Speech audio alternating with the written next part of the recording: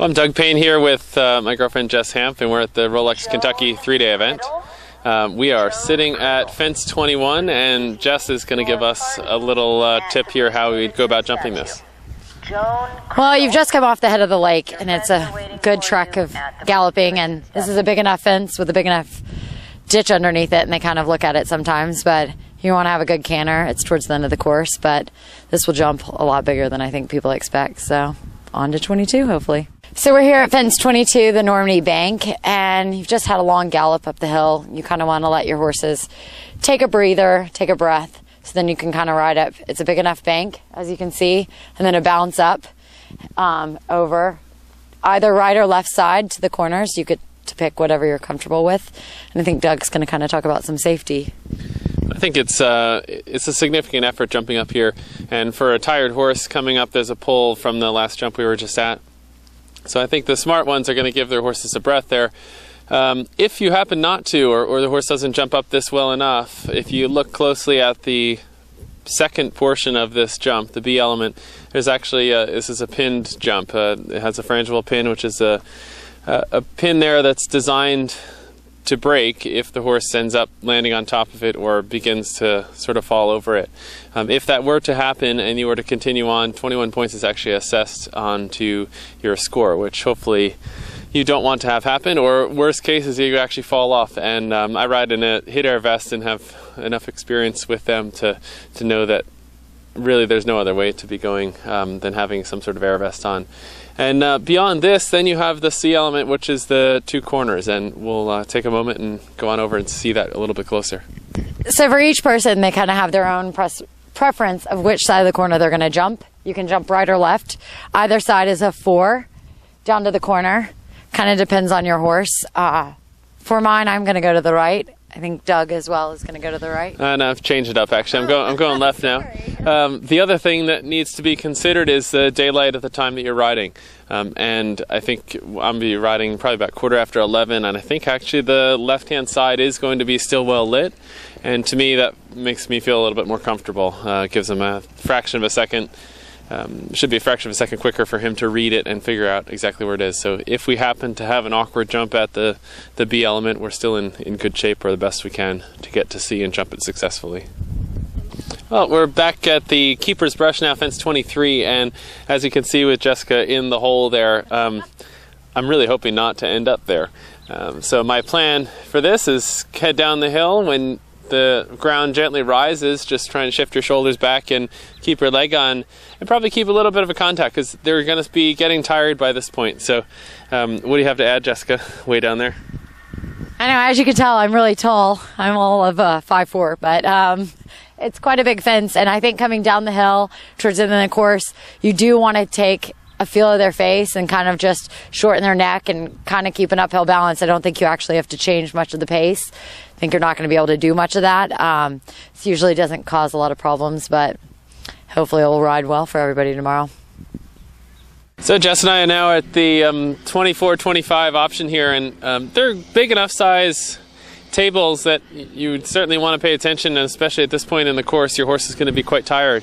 Our plan, I think Jess is right along this, is jump between basically the second and third post, and sort of a straight line in 2. Yeah, I think the one thing you have to be careful with here is that's a line we're going to take, but if you kind of barely get over this and you're pushing to the second one, you're going to have a bit more trouble. So my plan is to have like a really good big jump over the first and then be able to wait for the second stride to jump the next angle brushes. But I think it's a bit easier here than last year. They had the farmyard where it was a bending big tables, and this I think is a bit more direct for the horses and they can read it a bit better. So hopefully it will go well.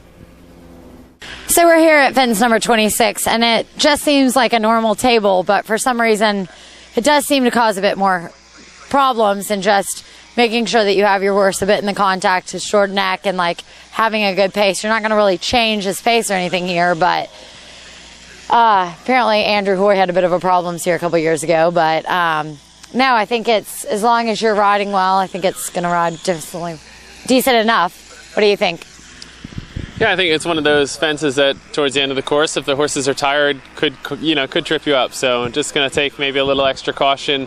So you're crossing the roadway behind us. If Patricia could spin around, there you'll see there's a sort of gravel driveway that's coming across. So just about that point, I'm going to take a little extra care to make sure that my horse is again balanced and in good shape, so that by the time I reach this fence, I can come up here with enough energy and have a good jump at it. So we're here at fence 27A and B, and they're the offset brushes. The direct line would be go directly from this one to B, and the option is to go from this all the way around to the second one that faces the same way. And this is a bit tricky. There's the ditch underneath it. Sometimes they don't read it well if you come in a bit too fast.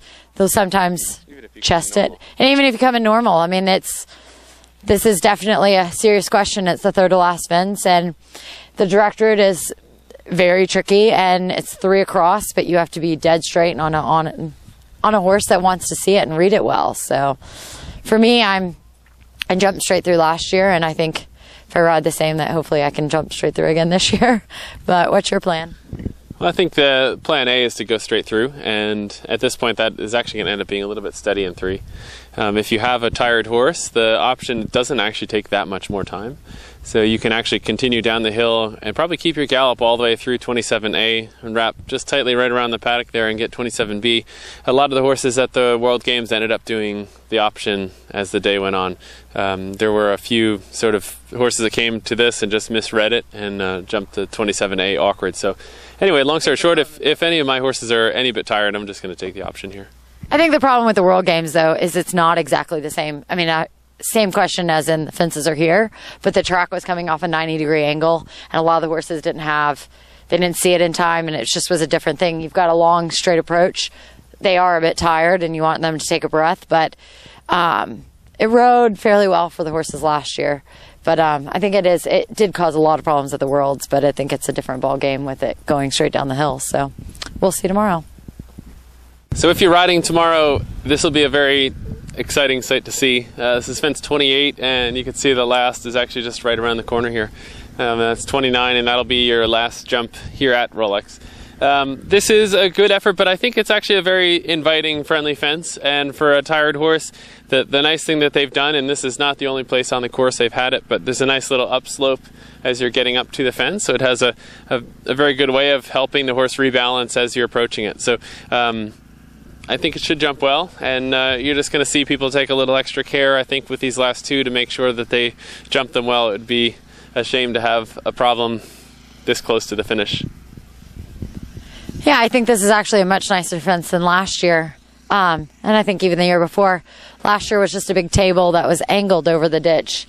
And it was just a bigger effort for them. They really had to reach across the big table. But I think, we're all going to be taking an extra pull to make sure we're in balance, especially me. Yep, and this is our last fence here at Rolex, Kentucky for 2012, and it'll be a welcome sight for every rider here. And like you can see, just a soon bit after there is the finish line, and beyond that will be the D box where we do all the cooling out for the horses. You can actually see, if you pan a little bit to the right, there's a white tent there, and that's actually where all the riders and owners and all that will be during the competition. In that tent, they've actually got probably 6 or 8 TVs that will have nearly every fence covered all the time. So as a rider, a groom, or a family member, if you're standing in that tent, you can actually get a very good idea of what's happening throughout the course the entire way. It's probably the best seat in the house to see what's happening throughout the course. Pretty sure both his mother and father will be watching very anxiously around 11:15 as both Doug and Holly go back to back. So it'll be interesting. So stay tuned. I think I go at 10:44 and he goes soon after. So hope we both see that finish flags.